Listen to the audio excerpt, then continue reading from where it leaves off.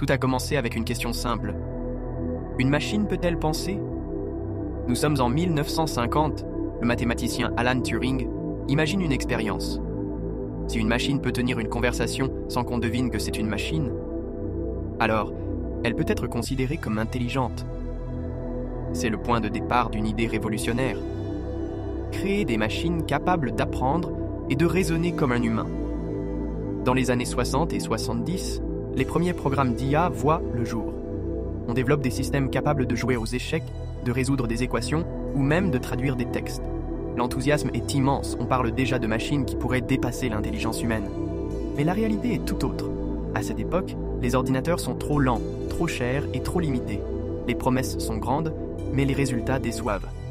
Dans les années 80 et 90, l'IA tombe dans l'oubli. Plus personne ne veut financer ses recherches. On parle même de l'hiver de l'IA. Puis, en 1997, un événement marque un tournant historique.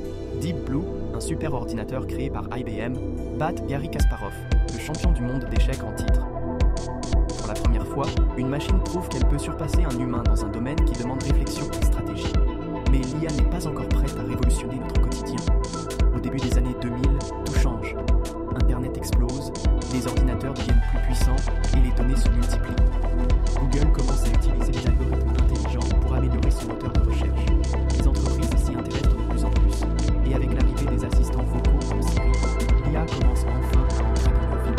Mais le véritable tournant arrive dans les années 2010. Grâce à des ordinateurs des millions de fois plus puissants qu'auparavant, les machines peuvent analyser des milliards de données et apprendre toutes seules. L'IA devient capable de reconnaître des visages, de comprendre des voix humaines et même de prédire des comportements. Puis, en 2016, une nouvelle victoire marque l'histoire. AlphaGo, une IA développée par DeepMind, bat Lee Sedol, l'un des meilleurs joueurs de Go au monde. Le jeu de Go est bien plus complexe que les échecs, et personne ne pensait qu'une machine pouvait le maîtriser aussi vite. Et puis, en 2022, un choc. L'intelligence artificielle fait un bond spectaculaire avec ChatGPT. Pour la première fois, une machine peut rédiger des textes, générer des idées, tenir une conversation naturelle, et même créer du contenu comme un humain. Aujourd'hui, l'IA n'est plus une technologie du futur. Elle est déjà là, dans nos téléphones, nos voitures, nos entreprises. Vous voulez en savoir plus sur l'intelligence artificielle et son utilisation ? Abonnez-vous pour ne manquer aucune de nos prochaines vidéos.